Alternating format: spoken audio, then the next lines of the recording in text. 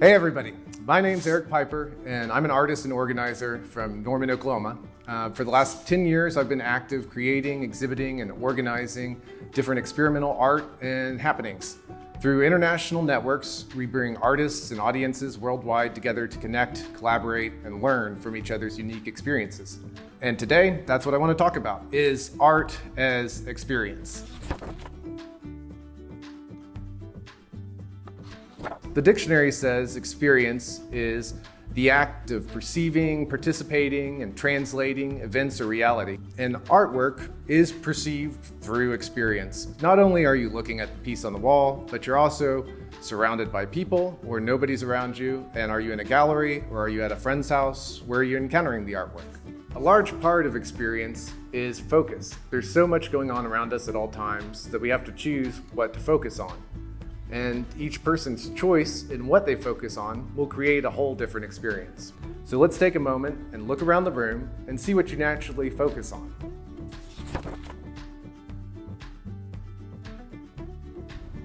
Just be aware and allow yourself to be an audience to yourself experiencing the room.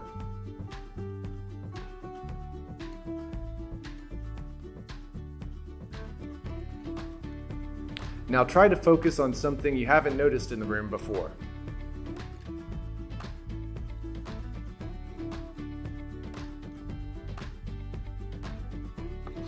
Okay, that's good. We'll get back to it later. A second part of this experience is translating what we're seeing.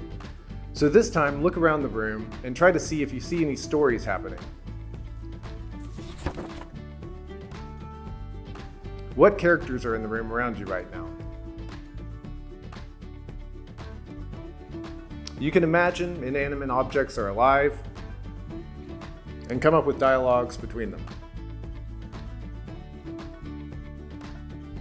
So now we've all had our own unique experience in the same room with the same objects. So how can we communicate these unique experiences to each other? Art seems to be one of the best ways that this is possible. And through artwork, poetry, dance, humans for thousands of years have been trying to communicate their own unique experiences with other people. Here are some examples from a portfolio I've brought along that we can take a look at. Now, when you look at this work, what characters do you see? What environment and symbols do you find them in? Are there any patterns? Your own personal relation to the work is just as valid as whatever the artist was thinking and whenever they created it. Let's look at what these artists have chosen as subject matter. What do you see as we go through the images? There's stories waiting to be seen in all of these. Another way to think about the artwork is to think what the artist was going through and trying to communicate when they were making the work. What do you imagine this artist was thinking when she was putting this piece together?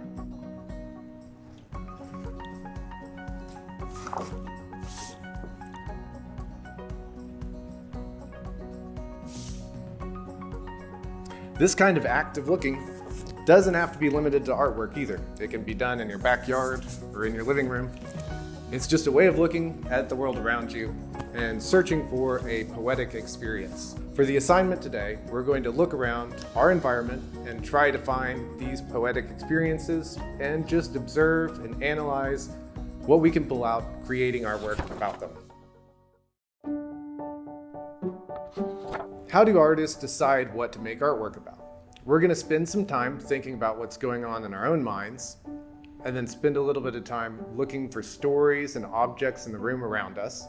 And then we're going to spend some time with one story or object or pair of objects in particular. For the first exercise, we're going to free write, free draw about what's going on in our own minds, our feelings, emotions, and what's seeping in from our environment too. Before we start, let's write down some words at the top of the page. That way, in case we run out of words or thoughts or inspiration, we can use these words to jog the brain back into action. So, I like writing sight, smell, sound, taste, touch, and then body, movement, and time. Okie doke. So let's set the timer for 3 minutes and start now.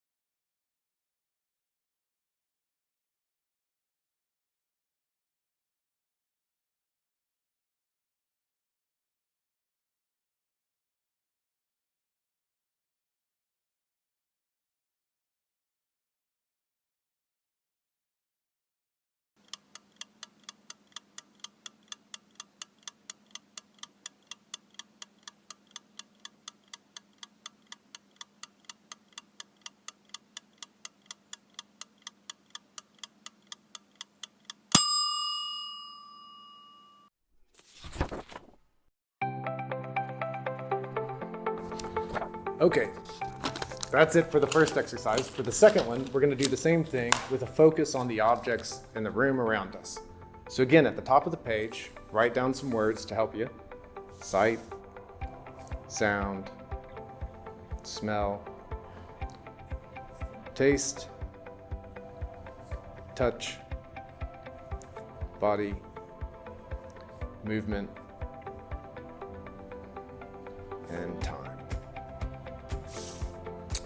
Okay, now set your timers again for 3 minutes, and we're gonna spend 3 minutes looking around the room, changing our focus to things that we were focusing on, things we haven't focused on, and just exploring what we can see.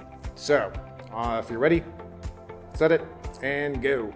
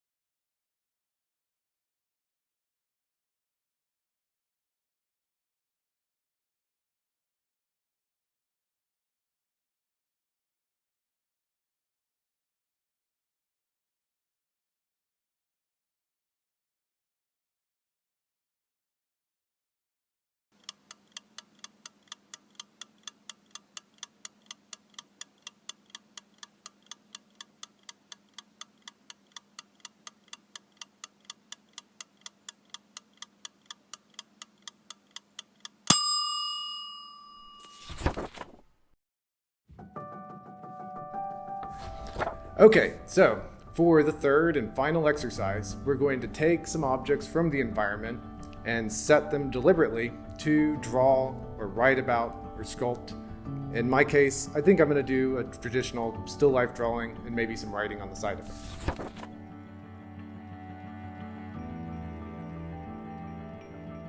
it. So, once you have your objects set up and you're setting where you want to be setting, feel free to move around in the room if you need to. Let's set the timer again for 3 minutes, and then we'll spend 3 minutes working on the objects we have in front of us now.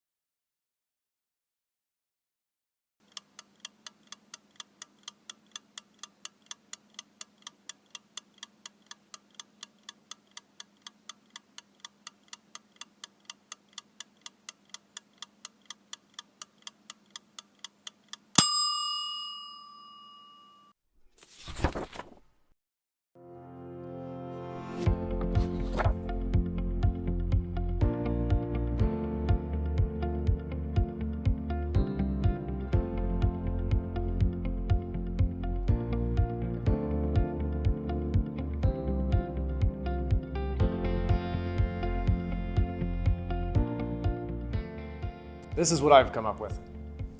Whatever you've made or written, it's no one right or wrong way to do these kind of exercises, and I think they help as a daily practice as an artist to explore your own experiences with reality, and by sharing these kinds of works with others, you'll see what other people see and can translate from your own kind of artwork. Thanks for joining me today. Hope you guys enjoy experiencing the world with this new exercise in this new way.